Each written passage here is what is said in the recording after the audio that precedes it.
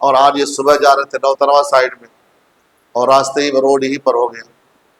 اب وہ دماغ سے میرے پاس اترتی نہیں ہے کہ کیا انسان کی زندگی کا ٹھکانہ ہے. آدمی سوچتا ہے یہ بنا لو یہ بنا لو یہ کر لو یہ کر لو، ایک لمحے میں انسان کوما میں چلا گیا. کیا انسان ہے بتائیے، کیا اس کی حیثیت ہے؟ جب تک صحت ہے بہت بلندی تک سوچتا ہے، لگتا ہے کہ عرش اعظم پر پہنچ جائے گا، ہے نا؟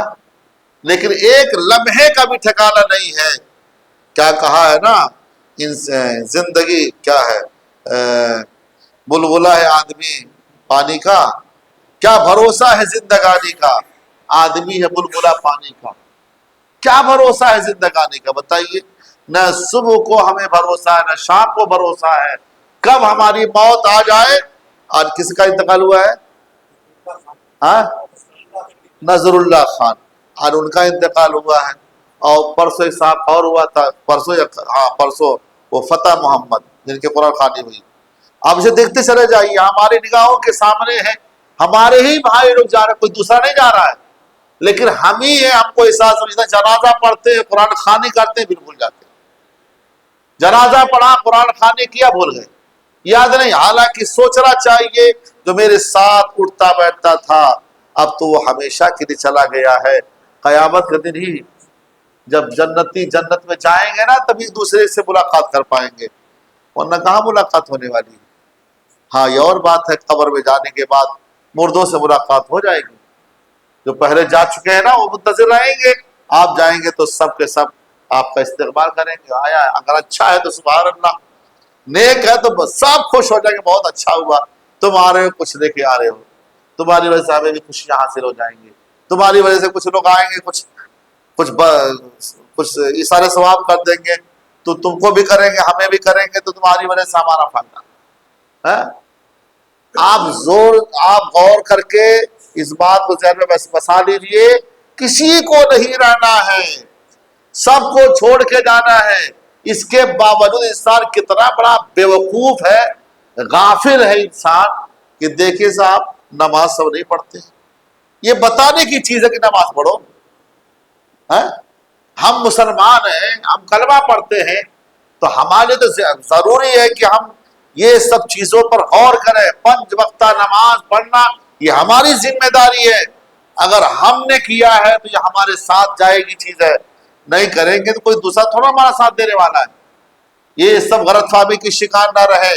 ٹھیک ہے، ہم کو بھروسہ تو اللہ کی رحمت سے بھی ہے، ہم کو بھروسہ اپنے نبی سے بھی ہے، بزرگان دین سے بھی ہے، وہ بھروسہ ہے، وہ سہارا ہے. لیکن ہمارے پاس بھی تو کچھ ہونا چاہیے. پہلا تو ہمارا ہی دیکھا جائے گا، تم کیا لے کے آئے ہو. اس لیے میری بات کو ذہن میں بسا لیجئے، نہ آپ میری قبر میں جائیں گے نہ میں آپ کی قبر میں جاؤں گا. ہر کوئی اپنی اپنی قبر میں جائے گا، اپنا اپنا عمل لے کے جائے گا اور اس سے پوچھا جائے گا. جتنا زیادہ صالح ہوگا اتنا ہی بڑا کامیاب ہوگا.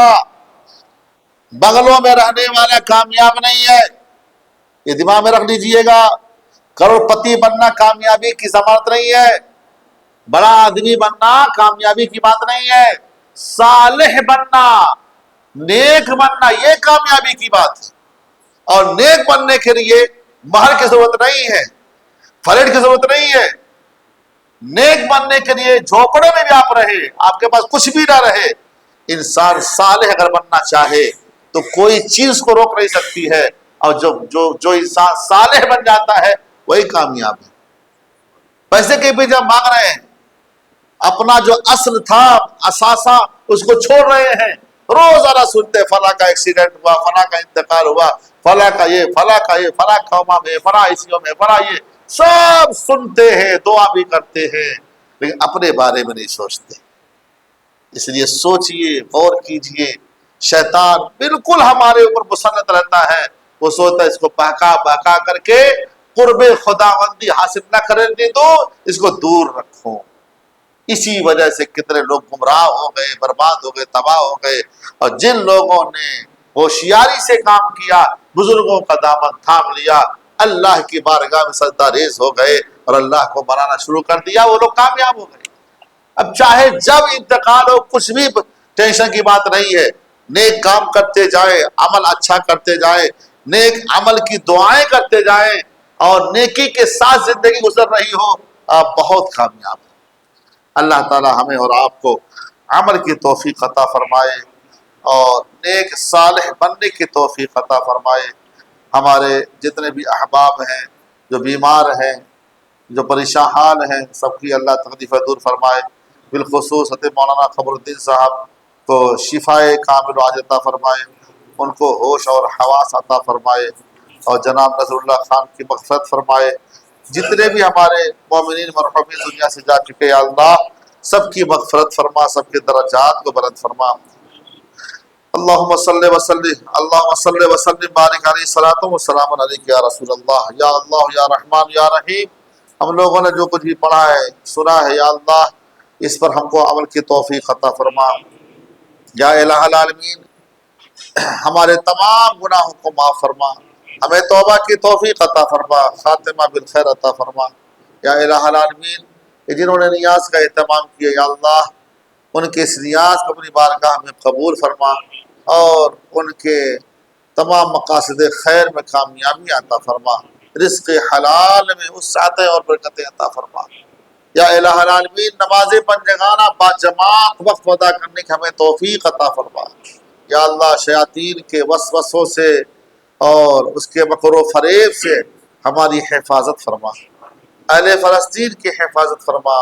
یا اللہ اہل فلسطین کی حفاظت فرما، مسجد اقصی کی حفاظت فرما، ہمارے بچوں کو سیدھی راہ پر چلا، دین کا سپاہی بنا۔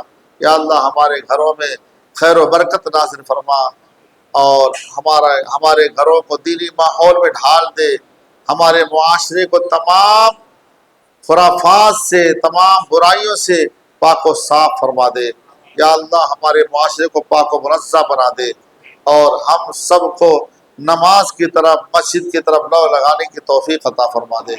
ان اللہ و ملائکتہ یصلون علی النبی یا ایھا الذین آمنوا صلوا علیہ وسلموا تسلیما۔ اللہم صل علی سیدنا مولانا محمد وعلی آل سیدنا مولانا محمد وآلہ وسلم، صلوا علیہ صلاۃ وسلام علیک یا رسول اللہ۔ سبحان ربک رب العزۃ عما یصفون وسلام علی المرسلین والحمد للہ رب العالمین۔